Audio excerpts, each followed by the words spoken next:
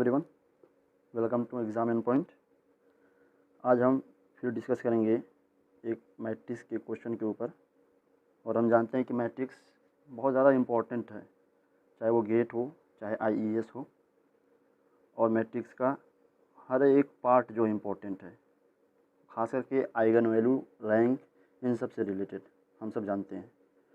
तो मैं आज फिर आइगन वैल्यू पर बेस्ड एक क्वेश्चन लाया हूँ। काफ़ी अच्छा क्वेश्चन है, आपने ट्राई भी किया होगा।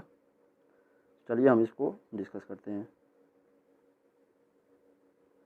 इस क्वेश्चन में क्या है, हमें दो मैट्रिक्स दे रखा है।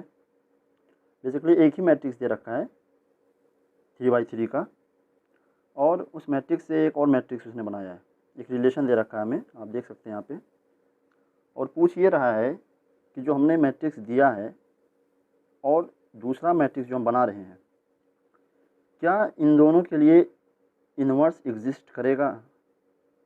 क्या दोनों के लिए करेगा, या किसी एक के लिए करेगा, या किसी के लिए भी नहीं करेगा? तो बेसिकली क्वेश्चन हमारे इन्वर्स के ऊपर है, लेकिन इन्वर्स फाइंड करने के लिए यहाँ पे हमें आइगन वैल्यू का कॉन्सेप्ट यूज़ करना होगा एक क्वेश्चन के अकॉर्डिंग।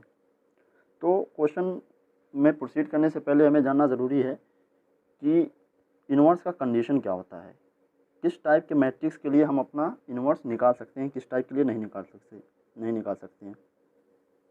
तो पहले हम क्या करेंगे, डिस्कस वही करेंगे कि इन्वर्स एग्जिस्ट किसके लिए करता है। कि इन्वर्स हम किस टाइप के मैट्रिक्स के लिए निकाल सकते हैं। ऐसा मैट्रिक्स जो नॉन सिंगुलर हो। सिंगुलर किसे कहते हैं? सिंगुलर ऐसे मैट्रिक्स को कहते हैं जिसका डिटर्मिनेंट क्या होता है, ज़ीरो होता है। और नॉन सिंगुलर ऐसे मैट्रिक्स को कहते हैं जिसका डिटर्मिनेंट ज़ीरो नहीं होता है। तो हम ऐसे मैट्रिक्स के लिए इन्वर्स निकाल सकते हैं जिसका डिटर्मिनेंट नॉन ज़ीरो हो। ऐसा क्यों होता है? आप देखे होंगे कि इन्वर्स का जो फॉर्मूला होता है वो adjoint A upon determinant of A होता है। तो डिनोमिनेटर में हमारा डिटर्मिनेंट है, अगर ये ज़ीरो हो गया तो हमारा इन्वर्स क्या हो जाएगा? अनडिफाइंड हो जाएगा। इन्फिनिटी आएगा ऐसे, अनडिफाइंड, तो हमारा इन्वर्स अनडिफाइंड हो जाएगा। इसलिए हमारे मैट्रिक्स का जो डिटर्मिनेंट नॉन ज़ीरो होना चाहिए। पहला चीज़ तो ये कॉन्सेप्ट आपको ध्यान में रखना है। अब हम क्या करें, अगर क्वेश्चन के रिस्पेक्ट में बात करें तो क्या होना चाहिए। क्वेश्चन के रिस्पेक्ट से देखें तो हमें मैट्रिक्स क्या दे रखा है, एक मैट्रिक्स ए का डिटर्मिनेंट नॉन ज़ीरो होना चाहिए। ये पहला कंडीशन है पहले के लिए। दूसरा हमें क्या दे रखा है, ए स्क्वायर प्लस 3a, इसका भी डिटर्मिनेंट नॉन ज़ीरो होना चाहिए। ये दूसरा। तो बेसिकली हमें यहाँ फाइंड यही करना है कि किसका डिटर्मिनेंट नॉन ज़ीरो है। जिसका नॉन ज़ीरो रहेगा उसका इन्वर्स एग्जिस्ट करेगा, जिसका नॉन ज़ीरो नहीं रहेगा, जिसका ज़ीरो रहेगा उसका इन्वर्स एग्जिस्ट नहीं करेगा। अब हम फर्दर प्रोसीड करने के लिए क्या करते हैं, पहले आइगन वैल्यू की कुछ प्रॉपर्टीज़ को डिस्कस करते हैं, क्योंकि डिटर्मिनेंट फाइंड करने के लिए यहाँ पे आइगन वैल्यू का यूज़ किया गया है। तो बेहतर ये होगा कि पहले हम उसकी प्रॉपर्टीज़ को देख लें ताकि आगे हमें कोई प्रॉब्लम ना हो। देखिए, आइगन वैल्यू के तो वैसे बहुत सारे प्रॉपर्टीज़ हैं, लेकिन मैं यहाँ 2-3 प्रॉपर्टीज़ डिस्कस करूँगा जिसका यूज़ हमें करना है। अगर आप लोगों को सारी प्रॉपर्टीज़ के बारे में जानना है तो आप कमेंट करिएगा और मैं इंशाल्लाह वीडियो बनाऊँगा सबके ऊपर। तो अब क्या करते हैं, हम पहले कुछ प्रॉपर्टीज़ को डिस्कस करते हैं। मान लीजिए कोई मैट्रिक्स ए है और इसका आइगन वैल्यू लैम्डा है, या लैम्डा 1, 2-3 आइगन वैल्यू ले सकते हैं आप, ऐसे करके कुछ है, ठीक है। अब अगर हम इस मैट्रिक्स का n टाइम पावर कर देते हैं, यानी a⁻2 कर देते हैं, a⁻3, तो उसके आइगन वैल्यू पे क्या इफेक्ट पड़ेगा? तो उसका आइगन वैल्यू जितना पावर यहाँ पे करें उसके आइगन वैल्यूज़ पे भी सेम पावर आ जाएगा, ठीक है। ये पहली प्रॉपर्टी बहुत इंपॉर्टेंट प्रॉपर्टी है, बहुत सारी जगह पे यूज़ होता है। कहना ये चाह रहा हूँ कि आप एज्यूम कर लीजिए कि n = 2, यानी a स्क्वायर, तो इसके आइगन वैल्यूज़ का क्या हो जाएगा, लैम्डा 1 स्क्वायर हो जाएगा, लैम्डा 2 स्क्वायर। यानी जितना पावर हम मैट्रिक्स पे लगाते हैं सेम पावर हर आइगन वैल्यू के ऊपर भी चला जाएगा। और ऐसे हम क्या करेंगे, नए मैट्रिक्स का आइगन वैल्यू फाइंड कर सकते हैं। तो ये पहली प्रॉपर्टी है जो आपको याद रखना ज़रूरी है, बहुत ज़रूरी है। दूसरी क्या हम देखेंगे, दूसरा प्रॉपर्टी क्या देखेंगे, दूसरा प्रॉपर्टी ये है कि अगर ए का आइगन वैल्यू लैम्डा है तो ए इन्वर्स का आइगन वैल्यू क्या होगा। ए इन्वर्स का आइगन वैल्यू 1/λ हो जाएगा। ये दूसरी प्रॉपर्टी है। सारी आइगन वैल्यूज़ की तो सारी प्रॉपर्टी बहुत ही इंपॉर्टेंट है, बहुत इंपॉर्टेंट। आइगन वैल्यू एक बहुत ही इंपॉर्टेंट टॉपिक है, तो सारी प्रॉपर्टीज़ हमें पता होनी चाहिए। तो ये दूसरी प्रॉपर्टी है कि अगर ए का लैम्डा है तो ए इनवर्स का 1/λ। इसी तरह अगर कोई मैट्रिक्स ए है, उसका लैम्डा है और उस मैट्रिक्स को किसी स्केलर के से हम मल्टीप्लाई कर दे रहे हैं, किसी स्केलर के से, तो उसके आइगन वैल्यू में भी उसी स्केलर से मल्टीप्लाई हो जाएगा। ठीक है, ये तीसरी प्रॉपर्टी है। ये तीसरी प्रॉपर्टी क्या है? तीसरी प्रॉपर्टी कि अगर हम मैट्रिक्स को किसी स्केलर से मल्टीप्लाई करते हैं तो ए का जो आइगन वैल्यू है उसमें भी हम उसी स्केलर वैल्यू से मल्टीप्लाई करेंगे तो हमारे नए मैट्रिक्स का आइगन वैल्यू आ जाएगा। तो ये तीन प्रॉपर्टी है जो यूज़ करना है हमें यहाँ पे, तो आपको ये याद रखना ज़रूरी है। और भी प्रॉपर्टीज़ हैं उसको भी याद रखना बेहद ज़रूरी है। चलिए अब हम अपने क्वेश्चन की तरफ प्रोसीड करते हैं। देखिए क्वेश्चन में जो हमारा मैट्रिक्स ए है, उसका हमें आइगन वैल्यू, ये बेसिकली ये मैट्रिक्स क्या है, 3/3 का है, यानी इसमें 3 आइगन वैल्यू एग्जिस्ट करेंगे। 3 तो आप जानते ही होंगे, जितना ऑर्डर होता है उतना ही आइगन वैल्यू होता है। तो अब ए का हमें 2 आइगन वैल्यू दे रखा है, एक +1 दे रखा है, दूसरा -1, और तीसरे आइगन वैल्यू के बारे में कोई नॉलेज नहीं हमें है। और अब पूछ रहा है कि ए और जो हमारा जो दूसरा मैट्रिक्स, दूसरा जो एक्सप्रेशन दे रखा है वो इन्वर्टिबल है या नहीं है। अच्छा, एक और चीज़ दे रखा है कि जो हमारा ये एक्सप्रेशन है, इसका एक आइगन वैल्यू दे रखा है, यानी ए का 2 आइगन वैल्यू दे रखा है और ये दूसरे एक्सप्रेशन का एक आइगन वैल्यू दे रखा है। और इन्हीं का यूज़ करके हमें ये पता लगाना है कि हमारा जो डिटर्मिनेंट है वो 0 है या नहीं। बेसिकली हमें यही फाइंड करना है। अब देखिए आइगन वैल्यू का एक प्रॉपर्टी होता है। आइगन वैल्यू का क्या प्रॉपर्टी होता है कि किसी भी मैट्रिक्स का अगर सारे आइगन वैल्यू का प्रोडक्ट कर दें, यानी λ1 इंटू λ2 इंटू λ3 प्रोडक्ट कर दें, तो product of all eigen value क्या होता है, उस मैट्रिक्स का डिटर्मिनेंट के इक्वल होता है। ये तो आपको पता होगा, ये बहुत ही बेसिक प्रॉपर्टी है कि सारे आइगन वैल्यू का प्रोडक्ट उस मैट्रिक्स के डिटर्मिनेंट के इक्वल होता है।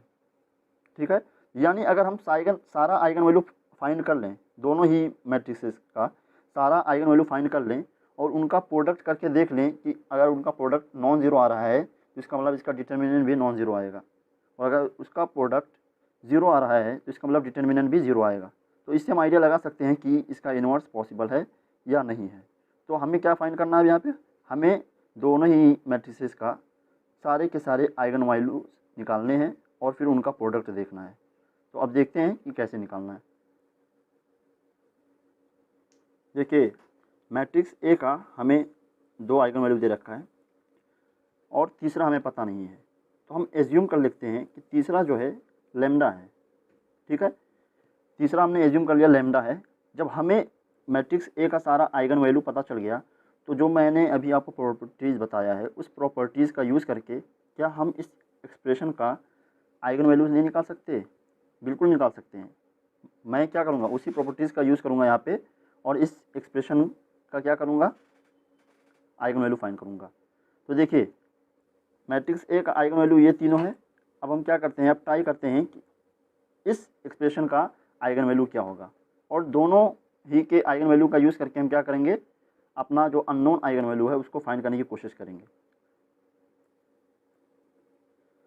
पहले क्या करते हैं, हम इस एक्सप्रेशन का सारे आइगन वैल्यूज़ को फाइंड करने की कोशिश करते हैं यूजिंग दीज आइगन वैल्यूज़। सबसे पहले क्या करते हैं, हम 1 का यूज़ करके और अपना प्रॉपर्टी यूज़ करके क्या करते हैं, आइगन वैल्यू फाइंड करते हैं, पहला आइगन वैल्यू।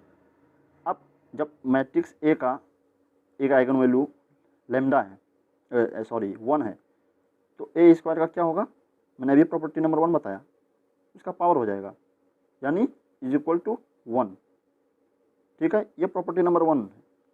प्रॉपर्टी नंबर 1 का यूज़ करके मैंने बताया था आपको। ठीक है, और अब क्या दूसरा मैंने बताया, प्रॉपर्टी नंबर 3 आप रिकॉल करिए कि जब किसी स्केलर का मल्टीप्लाई करते हैं तो उसका आइगन वैल्यू क्या हो जाता है, के लैम्डा हो जाता है।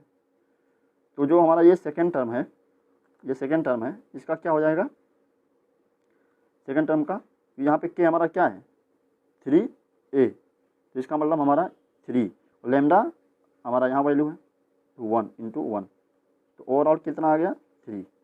यानी हमें क्या पता चला कि इस एक्सप्रेशन का 1 आया प्लस और इस पूरे एक्सप्रेशन का क्या आया 3, तो ओवरऑल कितना आया 4। यानी हमें a स्क्वायर प्लस 3a का एक आइगन वैल्यू पता चल गया, वो क्या है 4। अब इसी तरह हमें बाकियों के आइगन वैल्यूज़ को फाइंड करना है। चलिए देखते हैं। अब देखिए हम क्या करेंगे, -1 का यूज़ करेंगे। अब -1 के लिए यहाँ पे क्या हो जाएगा, मैं डायरेक्टली कर रहा हूँ। अब a स्क्वायर है तो इसके आइगन वैल्यू पे भी स्क्वायर लग जाएगा, प्लस एक स्केलर का मल्टीप्लाई है, यहाँ पे प्रोडक्ट है तो स्केलर का यहाँ भी होगा और आइगन वैल्यू क्या हमारा -1। ठीक है, डायरेक्टली कर रहा हूँ, अगर आपको समझ में ना आए तो आप कमेंट करके पूछ लीजिएगा। ये आ गया 1 और यहाँ प्रोडक्ट करेंगे तो -3, ओवरऑल हमारा क्या आ जाएगा -2। तो एक आइगन वैल्यू हमारा क्या आया था, एक 4 आया था और दूसरा -2 आ गया। अब क्या करेंगे, तीसरा फाइंड करने की कोशिश करेंगे कि तीसरा आइगन वैल्यू क्या आएगा। तीसरा आइगन वैल्यू हमारा क्या है लैम्डा, जो कि हमें पता नहीं है, अभी अननोन है। हम यहाँ लैम्डा का यूज़ करेंगे तो ये तो सीधा सीधा हमारा प्रॉपर्टी हो जाएगा, क्या हो जाएगा, यहाँ लैम्डा स्क्वायर हो जाएगा प्लस स्केलर का प्रोडक्ट है यहाँ पे तो 3 इंटू लैम्डा, तो ओवरऑल क्या आ गया लैम्डा स्क्वायर प्लस 3 लैम्डा। तो अब हमारा टोटल जो है सेकेंड एक्सप्रेशन का देखिए क्या आया सारा आइगन वैल्यू। एक तो आया हमारा 4, दूसरा आया -2 और तीसरा आया लैम्डा स्क्वायर प्लस 3 लैम्डा। ये हमारा सेकेंड एक्सप्रेशन का सारा आइगन वैल्यू हो गया। अब हम क्या करेंगे, बेनिफिट उठाएंगे अपने गिवन क्वेश्चन से। हमारे गिवन क्वेश्चन में क्या कह रहा है कि इसका इजीली आप देख सकते हैं कि इस एक्सप्रेशन का एक आइगन वैल्यू 18 है। तो हमें तो दो पता चल गया, एक 14, एक 4, एक -2, लेकिन क्वेश्चन में दे रखा है कि एक आइगन वैल्यू 18 है। इसका मतलब जो हमने ये एक्सप्रेशन निकाला है ये इसी की वैल्यू 18 होगी, क्योंकि हमें एक पता ये 4 है, दूसरा -2 है और क्वेश्चन में हमें गिवन है कि एक आइगन वैल्यू क्या है 18, तो बचता हमारा यही एक आइगन वैल्यू है, यानी इसी की वैल्यू 18 है। अब हम क्या करेंगे, हमें यहाँ पता चल गया कि इसकी वैल्यू 18 है और इजीली हम क्या कर सकते हैं, हम लैम्डा की वैल्यू इजीली निकाल सकते हैं, क्योंकि हमारा लैम्डा यहाँ अननोन है। हमें लैम्डा पता चल जाएगा तो हमें ए का भी आइगन वैल्यू पता चल जाएगा और a स्क्वायर प्लस 3a का भी आइगन वैल्यूज पता चल जाएंगे। तो अब क्या करेंगे, हम लैम्डा कैलकुलेट करेंगे। तो क्या हो जाएगा, lambda square plus 3 lambda is equal to 18 के दे रखा है। अब हम क्या करेंगे, इस क्वाड्रेटिक इक्वेशन को सॉल्व करेंगे, इसको सिंप्लीफाई कर लेते हैं। Lambda square plus 3 lambda minus 18। अब आप इसको फाइंड करिए। देखिए मैंने यहाँ कैलकुलेशन करके, आप कैलकुलेट कर लीजिएगा, यहाँ देख भी सकते हैं मैंने यहाँ कैलकुलेशन किया है। वीडियो थोड़ा लंबा हो रहा है इसलिए मैं पहले से कैलकुलेट कर लिया। तो यहाँ कैलकुलेशन करने के बाद हमारा लैम्डा क्या आया, एक तो 3 आया और दूसरा -6। अब हम क्या करेंगे, मेन हमारा एम है कि डिटर्मिनेंट फाइंड करना दोनों एक्सप्रेशन का, और डिटर्मिनेंट क्या होता है, सारे आइगन वैल्यूज़ का प्रोडक्ट होता है। चलिए देखते हैं हम लैम्डा की यहाँ कौन सी वैल्यू यूज़ कर सकते हैं। अब हम क्या देखेंगे, देखिए हमारा एक आइगन वैल्यू 1 है, दूसरा -1 और तीसरे के लिए हमें लैम्डा की वैल्यू चाहिए। तो लैम्डा या तो 3 होगा या तो -6 होगा। हमारा एम क्या है, ए डिटर्मिनेंट फाइंड करना। ए डिटर्मिनेंट क्या होता है, lambda 1 into lambda 2 into lambda 3। हम यहाँ इजीली देख सकते हैं कि कोई भी आइगन वैल्यू यहाँ पे 0 नहीं है। जब कोई भी आइगन वैल्यू यहाँ 0 नहीं है तो इसका मतलब सारे आइगन वैल्यू का प्रोडक्ट भी एक नॉन ज़ीरो वैल्यू आएगा। ठीक है, कोई भी 0 नहीं है तो एक नॉन ज़ीरो आएगा, तो इसका मतलब क्या हो गया, हमारा डिटर्मिनेंट नॉन ज़ीरो है। तो इससे हम क्या कंक्लूजन निकाल सकते हैं, कंक्लूजन ये निकला कि हमारा ए जो है वो इन्वर्टिबल है। हमारा ए क्या है, इन्वर्टिबल है। एक तो हमें पता चल गया। सिमिलरली आप दूसरा जब देखेंगे, दूसरा एक्सप्रेशन, तो उसका भी एक आइगन वैल्यू 4 है, दूसरा -2 है, तीसरा 18 है, जो कि हमें क्वेश्चन में दे रखा था। और जब आप इसका भी प्रोडक्ट निकालेंगे, देखिए आप, जब आप इसका भी प्रोडक्ट निकालेंगे तो ये एक नॉन ज़ीरो वैल्यू आएगा। इसका भी प्रोडक्ट निकालेंगे तो क्या आएगा, नॉन ज़ीरो वैल्यू आएगा। 4 इंटू -2 इंटू 18 करेंगे तो एक नॉन ज़ीरो वैल्यू। इसका मतलब क्या हुआ कि हमारा सेकेंड ये जो a² + 3a ये जो है, इसका डिटर्मिनेंट भी नॉन ज़ीरो है। जब इसका भी नॉन ज़ीरो है तो इसको भी हम क्या कह सकते हैं, ये भी इन्वर्टिबल है, यानी इसका इन्वर्स एग्जिस्ट करेगा। तो हमें यही फाइंड करना था, और इसको फाइंड करने के लिए बहुत सारे चीज़ों का नॉलेज होना ज़रूरी था। पहला तो ये कि इन्वर्टिबल कौन से मैट्रिक्स होते हैं, उसका कंडीशन जानना, दूसरा आइगन वैल्यूज़ का प्रॉपर्टीज़, और तीसरा इस क्वेश्चन को हैंडल कैसे करना है, कैसे इम्प्लीमेंट करना है, कैसे हमें प्रॉपर्टीज़ का यूज़ करके फाइंड करना है सारे आइगन वैल्यू, क्या अप्रोच होना चाहिए। मेरा मकसद बस यही था आपको दिखाने के लिए। आई होप आप लोगों को सीखने को मिला होगा। आप इस चैनल को सब्सक्राइब करिए, शेयर करिए अपने दोस्तों के पास जो किसी भी टेक्निकल एग्ज़ाम की तैयारी कर रहे हैं, और मैं उम्मीद करता हूँ कि आपको किसी न किसी तरह से बेनिफिट मिल रहा होगा, और मैं इसी तरह से क्वेश्चन लाता रहूँगा। और हाँ, ये क्वेश्चंस कोई रिपीटेटिव क्वेश्चन नहीं है या किसी बुक से, ये नॉर्मल बुक से उठाया हुआ नहीं है, ये कुछ स्टैंडर्ड क्वेश्चन है, कॉन्सेप्चुअल क्वेश्चन है। आप एक ही क्वेश्चन के अंदर बहुत सारे कॉन्सेप्ट सीख सकते हैं, तो मैं इसी ऐसे ही टाइप का क्वेश्चन चूज़ करता हूँ। So thank you for watching this video and wait for next video. Thank you very much.